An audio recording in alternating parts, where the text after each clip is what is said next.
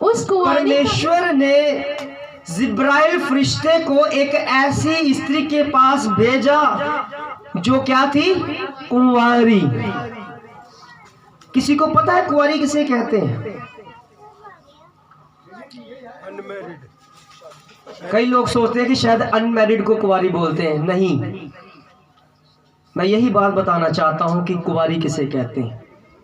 कुंवारी उसे कहते हैं जिसको किसी पुरुष ने टच भी ना किया हो, उसको कुंवारी बोलते हैं। जिसके दामन को किसी पुरुष ने स्पर्श भी ना किया हो, उसको बोलते हैं कुंवारी। हम बोलते हैं कि नहीं नहीं अनमैरिड है, ये कुंवारी है। नहीं, कुंवारी उसे बोलते हैं जिसको किसी पुरुष ने, गैर मर्द ने, किसी ने टच भी ना किया हो, उसे बोलते हैं कुंवारी। मरियम जो थी वो प्रभु के ज्ञान में, प्रभु के वचन में बढ़ती हुई वो एक बेटी थी, प्रभु की बेटी थी। उसकी माता, जिसका नाम बाइबल में नहीं लिखा हुआ, कुरान में लिखा हुआ है मार्था। कुरान में लिखा हुआ है मरियम जो प्रभु का पृथ्वी पर आने के लिए जरिया बनी, उसकी एक माता थी, उसका नाम था मार्था। उसका कैरेक्टर ऐसा था कि वो प्रभु से भय करती थी। तो वही जो सुसमाचार, वही जो वचन अपनी बच्ची को भी सुनाती थी। मगर होता क्या था, मरियम का कैरेक्टर कैसा था, मरियम का चरित्र कैसा था? मरियम प्रभु की दासी थी और किसी के साथ उसका मिलना जुलना नहीं था। हो सकता था आस पड़ोस में, हो सकता था उसके जो बहनें थी, उसकी बाई जो थी, उसको पहचानती थी, बस थोड़ा सा। ज़्यादा उसको घुलना मिलना पसंद नहीं था। वो अपने अंदर ही रहती, घर पर ही रहती, घर पर ही वो काम करती, घर पर ही प्रभु का वचन पढ़ती। उसका कैरेक्टर कैसा था कि जैसे वो वचन पढ़ रही है, उसकी माता मार्था ने आवाज लगाई, मरियम बर्तन साफ कर ले, बर्तन साफ करने को पड़े हुए, बर्तन साफ करो। उसने क्या किया, जैसे वचन है ना, यहाँ पर निशानी लगाई, झट से गई, फटाफट बर्तन साफ किए। फिर समय मिला, फिर जाकर वचन पढ़ने लगी। फिर माता ने कहा कि मरियम जाकर अभी झाड़ू पोछा कर दे, झाड़ू पोछा करने वाला है। मरियम ने फिर चैप्टर को वहां से बंद किया, फिर जाकर क्या करने लगी, झाड़ू करने लगी। झाड़ू करके फटाफट खत्म करती और फिर से वचन के साथ जुड़ जाती। फिर माता कहती, मरियम खाना बनाने वाला है, खाना बना। मरियम क्या करती, उसी वचन को दोहराते दोहराते क्या करती, खाना बनाती, और ऐसे बनाती कि झट से बन जाए, ताकि मैं वचन को पढ़ सकूं। उसका कैरेक्टर, उसका चरित्र ऐसा था, किसी के साथ मेल जोल नहीं, कोई उसका सहेली, कोई फ्रेंड नहीं, कोई भी उसका यार दोस्त नहीं, कोई भी उसे बुलाने वाला नहीं। सिर्फ उसका फ्रेंड, सिर्फ उसका मित्रता करने वाला उसका वचन था जो रोज पढ़ती थी। वो जब नहाने जाती तब भी वो जल्दी जल्दी नहा के फटाफट करती कि मैं अपने वचन को पढ़ूं। उसको दुनियादारी के बारे में बिल्कुल भी पता नहीं था। दुनिया में क्या हो रहा है कुछ पता नहीं, दुनिया में क्या चल रहा है कुछ पता नहीं। बस एक ही बात है कि बस मैंने वचन को पढ़ना है और वचन ही है मेरा। वो वचन के साथ लगातार संगति करती रहती, वचन के साथ ही रहती। खाना बनाते हुए जल्दी जल्दी खाना बनाती कि मैं वचन पढ़ना है, जल्दी जल्दी झाड़ू पोछा करना है क्योंकि मैंने वचन पढ़ना है। वचन पढ़ती रहती, वचन पढ़ती रहती। दुनिया में क्या हो रहा कुछ पता नहीं। और मैं आपको बताना चाहता हूं, वो औरत संसार में एक ऐसी औरत थी जो लोग कहते हैं कि ये झल्ली है। क्या कहते हैं लोग, झल्ली है। कई कहते हैं जिसको पता ना आज ही पूछोगे ना, हाजी आपके जीवन में ये क्या है वो है, किसी को कुछ नहीं ना पता, तू तो शदाई है, तू तो झल्ली है। वो भी ऐसी औरत थी, कहती कोई बात नहीं, मैं झल्ली ही ठीक हूं, मुझे कोई दुनिया में कुछ भी मिले या ना मिले, दुनियादारी के बारे में पता चले ना बने ना मिले, कुछ नहीं चाहिए, मुझे सिर्फ प्रभु का वचन चाहिए। दिन रात वो वचन पढ़ती रहती, वचन पढ़ती रहती और वचन के साथ उसका रिश्ता बन गया। और वो लिखा है वचन में कुंवारी थी। हमारी नजरों में कुंवारापन उसे बोलते हैं जिसकी शादी ना हो, मगर परमेश्वर की नजरों में कुंवारा उसे बोलते हैं जिसे किसी गैर मर्द ने टच भी ना किया हो, यानी कि उसके दामन को भी टच भी ना किया हो, उसे बोलते हैं कुंवारी।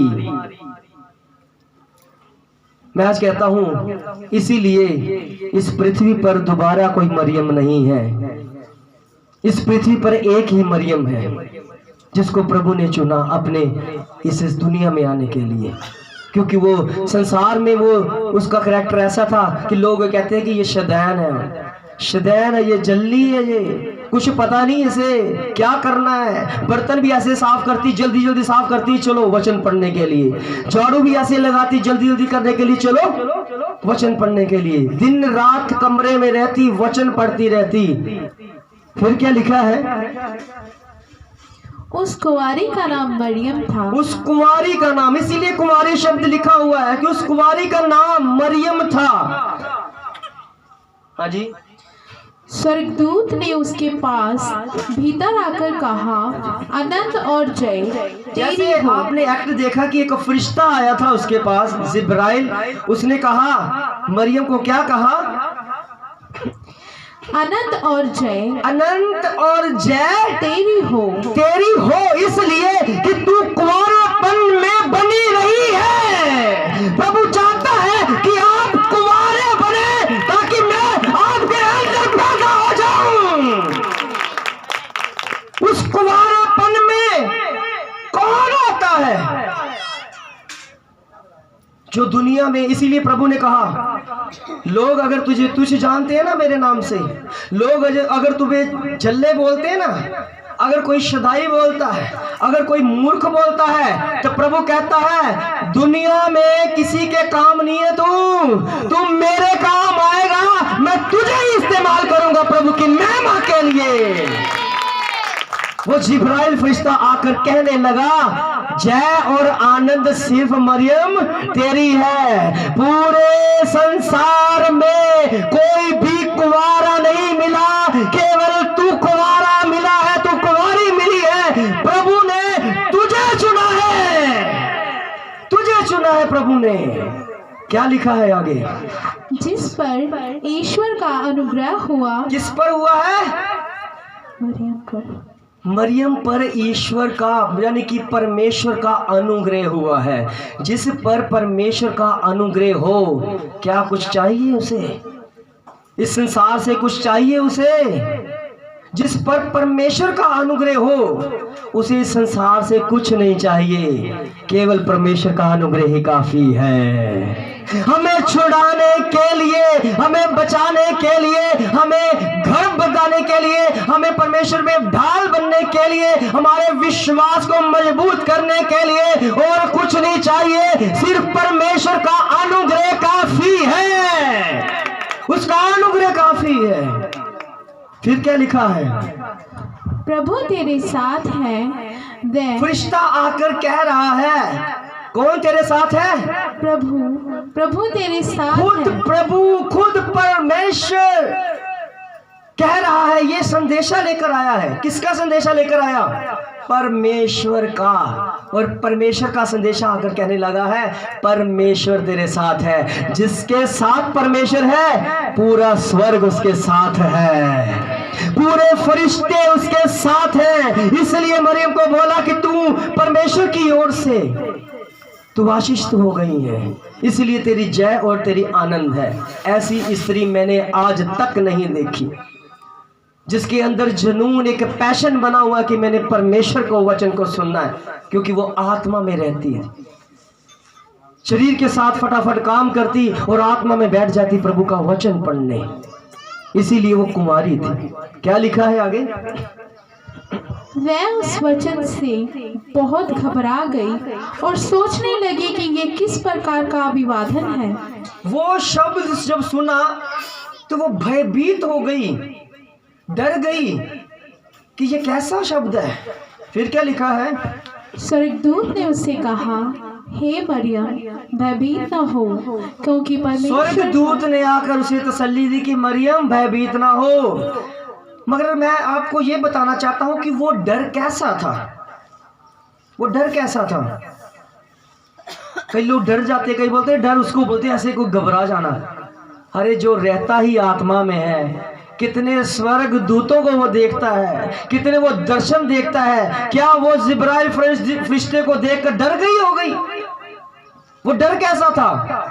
डर ऐसा था कि मेरे घर में परमेश्वर का दूत आया है, मैं अब क्या करूं? परमेश्वर के दूत के लिए मुझे घबराहट हो रही है कि इसकी सेवा मैं कैसे करूं। और फरिश्ते ने आकर तसल्ली दी, कुछ करने की जरूरत नहीं है। ये मतलब होता है भय का। ये वो डर नहीं है जो डर जाता। मैं आपको बताना चाहता हूं, जो दिन रात परमेश्वर के वचन से रहता है, आत्मा में रहता है, क्या मरियम दर्शन नहीं देखती होगी? क्या परमेश्वर प्रभु की दासी जो मरियम है प्रभु से बातें नहीं करती होगी आत्मा में? तो एक स्वर्ग दूत को देखकर कैसे डर गई? वो डर नहीं है। यही तो बात है, वचन में लिखा है डर, मगर आपको पता नहीं है। आपकी नजरों में वो डर वो होता है कि जो डर जाता है, मगर परमेश्वर की नजरों में डर उसे बोलते हैं जो खुशी से आनंद हो जाता है और सोचने लगता है कि अब मैं क्या करूं, क्योंकि स्वर्ग से परमेश्वर का दूत मेरे घर में आया है, उसकी सेवा मैं कैसे करूं? अब तो मेरे पास कुछ भी नहीं है, मैं कैसे संभालूं? एक आनंद से, एक डर से, डर के बीच में एक आनंद होता है। हमारे बीच में आनंद सर भी है, ताली बजाइए, जोरदार ताली बजाइए। डर के बीच में एक ऐसा आनंद छुपा होता है जो प्रभु के बच्चे के अंदर पाया जाता है। कई होता है ना कि खुशी से डर जाते, कि डरते रहते, खुशी से डरते हैं, खुशी से डरते हैं कहीं मेरे से गलत ना हो जाए, करते हैं ना ऐसे। खुशी में भी एक डर होता है, खुशी से डरने लगते हैं। कई बार होता है कि जल्दी जल्दी से किसी को मैं बोल दूं आइए भाई साहब आप स्टेज पर आइए, वो आएगा, खुश भी होगा कि मैं स्टेज पर हूं, मगर अंदर से डर भी लगा होगा, टांगे कांप रही होगी। वो होता है डर कि मेरे घर में स्वर्ग दूत आया है। और स्वर्ग दूत आके कहने लगा मरियम को डरने की जरूरत नहीं है, कुछ करने की जरूरत नहीं है, क्योंकि मुझे पता है कि तू परमेश्वर की ओर से, क्या परमेश्वर ने तेरे को चुना है, तू परमेश्वर की ओर से आशीष हुई है, तेरी जय और तेरी आनंद हो, क्योंकि तुम प्रभु ने तुझे देखा है, तू दिन रात परमेश्वर के वचन में रहती है, तू आत्मिकता में रहती है और आत्मिक संदेश को मानती है। फिर क्या लिखा? क्योंकि परमेश्वर का अनुग्रह तुझ पर हुआ, परमेश्वर का अनुग्रह तुझ पर हुआ है। हाँ, देख तू गर्भवती होगी। और अब फरिश्ता बोल रहा है, फरिश्ता जो संदेश लेकर आया था परमेश्वर का, वो इस मरियम को संदेश दे रहा है कि देख तू क्या होगी? गर्भवती होगी। हाँ जी, आगे। और तेरे एक पुत्र उत्पन्न होगा, तू उसका नाम यीशु रखना। उसका नाम भी फरिश्ता लेकर आया है कि कहीं और नाम मत सोच लेना, ये नाम होगा, उसका नाम यीशु रखा जाएगा। तू एक पुत्र को जनेगी, उसका नाम तू क्या करना? यीशु रखना। क्यों? क्या लिखा है? वह महान होगा। वह क्या होगा? महान होगा और परम प्रधान का पुत्र परम प्रधान का पुत्र। परम प्रधान उसे बोलते हैं कि जिसके आगे कोई भी नहीं है। एक होता ना प्रधान, तो एक होता है परम प्रधान।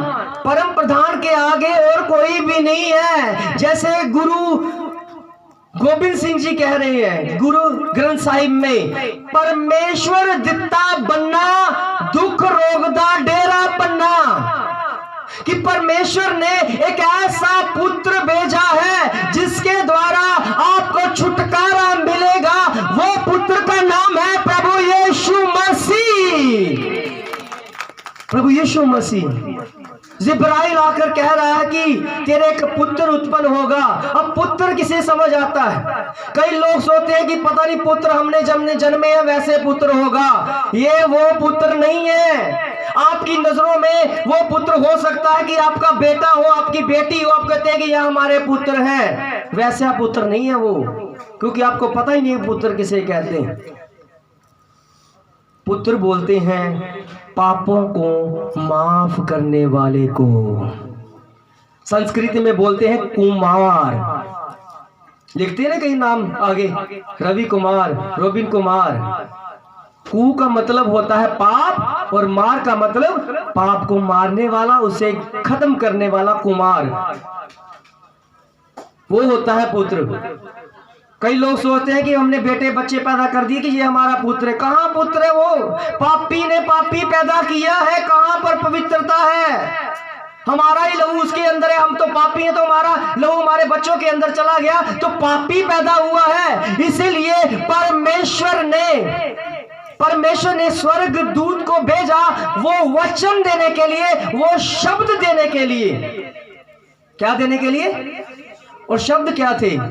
कि परमेश्वर की ओर से तू गर्भवती होगी, तू एक पुत्र जनेगी और उसका नाम यीशु रखना। ये था वचन, ये था शब्द, ये था सुनेहा जो मरियम के पास पहुंचाया गया। मगर हुआ क्या?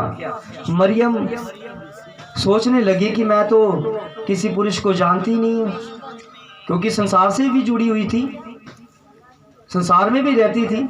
जैसे कोई दूसरे लोग भी कहते हैं पुत्र कैसे उत्पन्न हो जाता है यार, कुंवारी को पुत्र कैसे हो सकता है? वो भी ऐसे होने लगे भी ये कैसे हो सकता है, मैं तो किसी पुरुष को नहीं जानती, मेरा तो करैक्टर ऐसा है, मैं तो किसी पुरुष ने मुझे छुआ तक नहीं है, तो मैं ऐसे कैसे हो सकता है? फिर क्या लिखा है? और प्रभु परमेश्वर उसके पिता दाऊद का सिंहासन उसको देगा और याकूब के घराने पर सदा राज्य करेगा और उसके राज्य का अंत न होगा। प्रभु कहता है कि वो सदा के लिए राज्य करेगा, उसके राज्य का अंत नहीं होगा। कितनों ने प्रभु के राज्य को खत्म करने की कोशिश की, मगर प्रभु का राज्य घटा नहीं और ज्यादा बढ़ गया, क्योंकि उसके राज्य का अंत नहीं है। लोग अब सत्य को जानने चुके हैं और सत्य की पुकार को पहचान चुके हैं कि खुदावन प्रभु यीशु मसीह के सिवा और कोई भी मुक्तिदाता नहीं है। फिर क्या लिखा है? मरियम ने स्वर्गदूत से कहा, ये कैसे होगा? मरियम ने, जैसे कई लोग बोलते ना, एक पीछे से भी एक किसी ने क्वेश्चन किया था, अरे उन कुमारी को कैसे बच्चा हो गया जी, ऐसे कैसे हो सकता है? वो भी डाउटफुल में हो गई। मरियम को भी ऐसे लगा कि ये कैसे हो सकता है, एक मनुष्य को ऐसे लगता है कि ये कैसे हो सकता है। एक साधारण मनुष्य को भी लगेगा अरे ये कैसे हो सकता है कि बिना पुरुष के बच्चा कैसे पैदा हो सकता है। तो वास्तव में होता भी है कि बिना पुरुष के कोई भी बच्चा पैदा नहीं हो सकता। मगर आपको ये पता बताना चाहता हूं कि ये वचन परमेश्वर स्वर्ग दूत के जरिए भेज रहा है, ये वो बीज है। प्रभु का वचन कहता है ये मनुष्य का, ये पुरुष का बीज नहीं है, ये स्वर्ग परमेश्वर का बीज है। जो वचन है, जो वचन इसके अंदर जाएगा वो गर्भवती हो जाएगी और फलवंत हो जाएगी। क्या लिखा है? मैं तो पुरुष को जानती ही नहीं। मैं तो किसी पुरुष को जानती भी नहीं, क्योंकि मैं तो कुंवारी हूं। और मैंने आपको बताया कुंवारा उसे बोलते हैं जिसको किसी गैर मर्द ने टच भी ना किया हो। किसी ने टच भी ना किया उसे बोलते हैं कुंवारा। अनमैरिड को कुंवारा नहीं बोलते, कुंवारा उसे बोलते हैं किसी पुरुष ने उसकी पल्ले को भी ना छुआ हो। तो वो ऐसी औरत थी। फिर क्या लिखा है? स्वर्गदूत ने उसको उत्तर दिया, पवित्र आत्मा तुझ पर उतरेगा, पवित्र आत्मा तुझ पर उतरेगा और परम प्रधान की सामर्थ तुझ पर छाया करेगी। परम प्रधान की छाया क्या करेगी? तुझ पर अनुग्रह करेगी, क्योंकि तू प्रभु की ओर से आशीष हुई है। अरे यो परमेश्वर जिसने आकाश और सृष्टि को बनाया, वही वचन के द्वारा। कैसे बनाया परमेश्वर ने आकाश और पृथ्वी को? कैसे बनाया? वचन के द्वारा। तो प्रभु ने वही वचन जो स्वर्गदूत के जरिए भेजा था, तो मरियम ने पता क्या किया? सबसे पहले उस वचन को उसी समय रोक दिया। कैसे रोका? ऐसे रोका भी नहीं, ऐसा नहीं हो सकता, क्योंकि मैं तो किसी पुरुष को जानती भी नहीं। अभी रुको, ये वचन मुझे अभी समझ नहीं आया, ये शब्द अभी मुझे पच नहीं रहा, मैं तो किसी पुरुष को जानती नहीं हूँ, अभी रुको, मैं कैसे गर्भवती हो सकती हूँ। उसे रोक दिया गया। उसी समय स्वर्ग दूत ने एक गवाही दी, जैसे आप देते। सुनना वो गवाही क्या थी, पढ़े। इसीलिए वह पवित्र जो उत्पन्न होने वाला है परमेश्वर का पुत्र कहलाएगा। और देख, तेरी कुटुंबनी एलिशबा की ये गवाही कि तेरी कुटुंबनी, यानी कुटुंबनी का मतलब होता है तेरे रिश्तेदार नहीं है, कोई चाचे ताए की बेटी है, तेरी बहन है, वो क्या है लिखा है, एलिशबा के भी बुढ़ापे एलिशबा, उसका नाम है एलिशबा। उसका कितनी उम्र में, बुढ़ापे में पुत्र होने वाला है। क्योंकि एलिशबा क्या थी, बांझ थी, वो बांझ थी। बुढ़ापे में परमेश्वर कहता है, स्वर्गदूत कहता है कि उसे बुढ़ापे में 6वां महीना चल रहा है, बुढ़ापे के समय में, क्योंकि उस पर भी परमेश्वर ने अनुग्रह किया है। जब परमेश्वर उस पर अनुग्रह कर सकता है, क्या तुझ पर नहीं ग्रहण करेगा? तुझ पर भी परमेश्वर ने अनुग्रह किया। फिर क्या लिखा है, क्योंकि जो वचन परमेश्वर की ओर से होता है। क्या लिखा है, जो वचन परमेश्वर की ओर से होता है वह प्रभाव रहित नहीं होता, वह पूरा होता है। क्योंकि वचन भेजने वाला सृष्टिकर्ता परमेश्वर है, वो वचन भेज रहा है, तू उसे क्यों रोक रही है? वचन देने वाला कोई और नहीं, परमेश्वर है, जिसका तू रोज वचन पढ़ती है। वचन भेजने वाला कोई और नहीं, वो दूसरों की कुख को जो बांझ हो चुकी है उसको भी खोलने वाला वो परमेश्वर है। तू इस वचन को क्यों रोक रही है? फिर क्या हुआ, आगे देखते हैं। मरियम ने कहा, देख, मैं प्रभु की दासी हूँ, मुझे तेरे मैं क्या हूँ, प्रभु की दासी, मैं प्रभु की दासी हूँ। तूने जो मुझे गवाही दी है, मुझे अब समझ में आ गई है। अब क्या होगा, अब क्या करना है, क्या करना पड़े? मुझे तेरे वचन के अनुसार होने दे। पहले सोच में पड़ गई, अब मुझे संसार में कैसे रहना पड़ेगा कि मैं तो कुंवारी हूँ, मुझे बच्चा कैसे हो सकता है? मैं दुनिया को क्या जवाब दूंगी, मैं दुनिया को क्या क्या बोलती रहूंगी? पहले दुनिया की सोच में चली गई, जैसे आज भी होता है कि हम चर्च जा रहे हैं, दुनिया वाले क्या कहेंगे, ईसाई बन गए। मैं संगति कर रही हूँ, छुप छुप के कर रही हूँ, प्रार्थना करती हूँ, क्योंकि मैं तो कहीं मरने वाला कोई गवांडी ना देख ले मुझे प्रार्थना करते, और मुझे कह ना दे कि ईसाई बन गया, ईसाई बन गया। ईसाई बनना गुनाह नहीं है, वो परमेश्वर की महिमा के लिए तैयार हो रहा है। आज हर मनुष्य ईसाई बनना चाहता है, क्यों? क्योंकि प्रभु की महिमा करना चाहता है।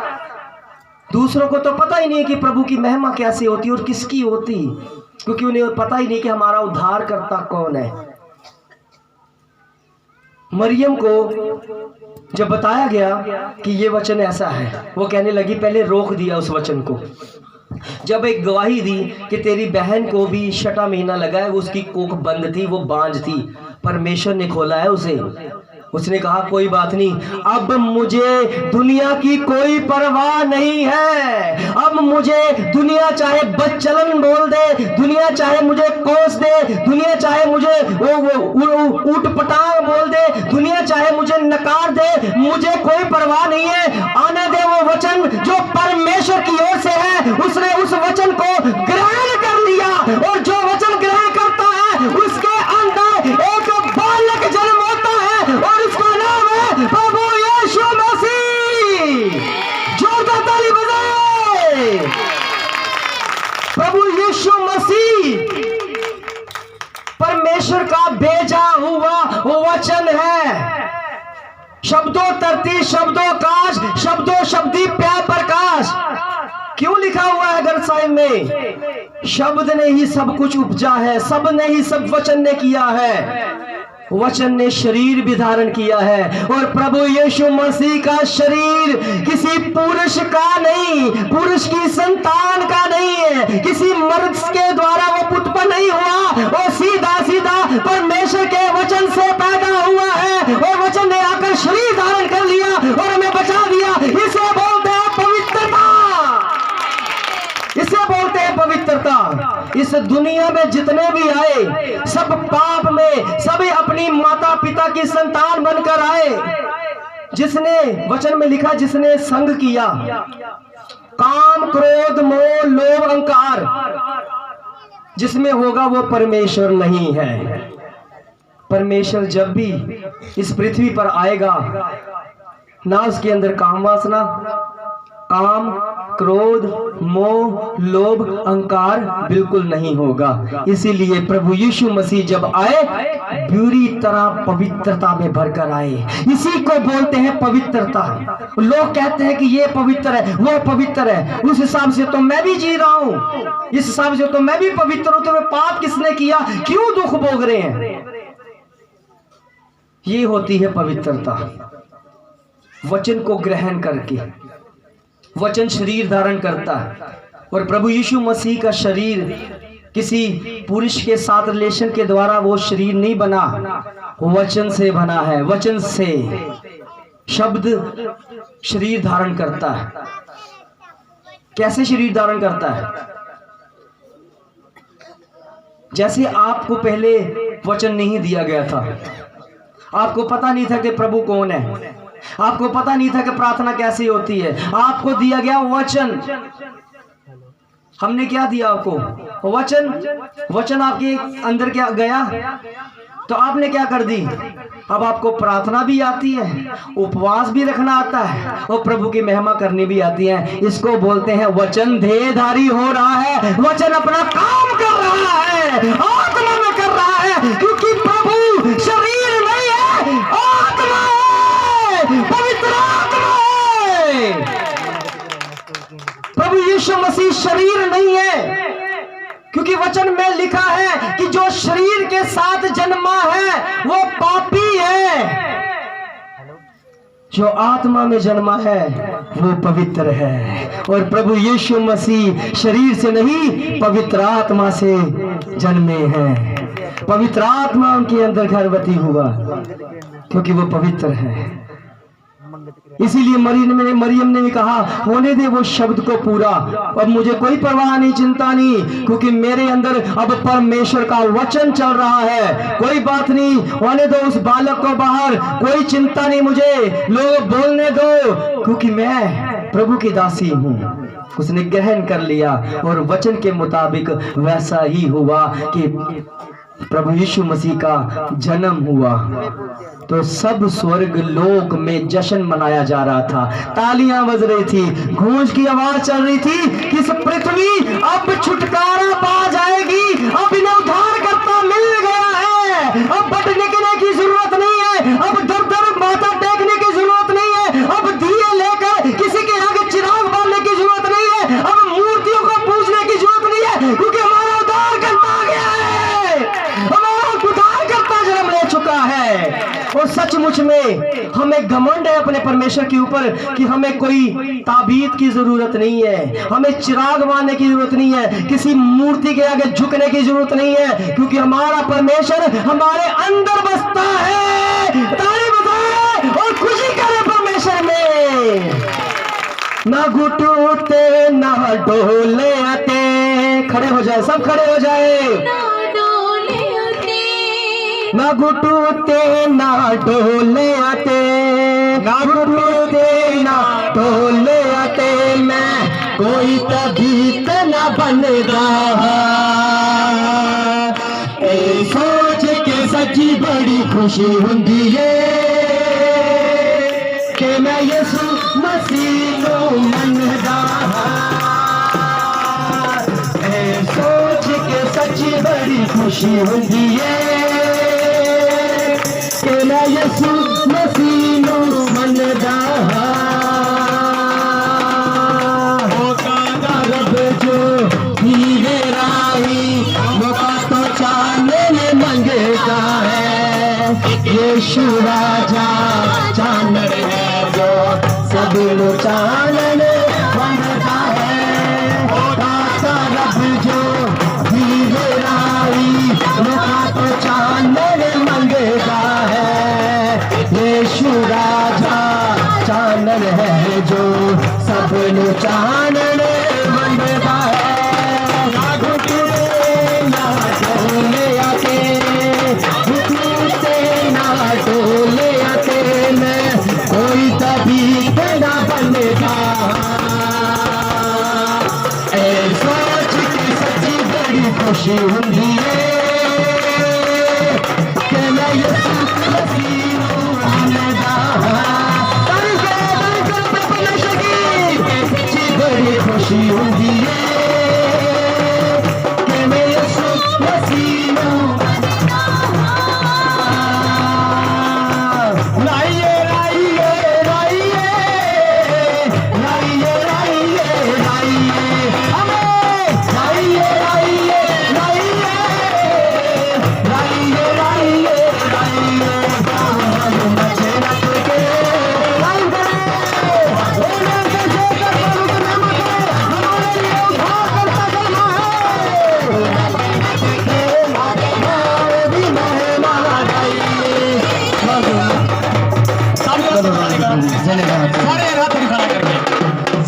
सारे जने एक क्यों नहीं एक नहीं रहना था नीचे सारे जने सब जन क्या मैं राइए राइए राइए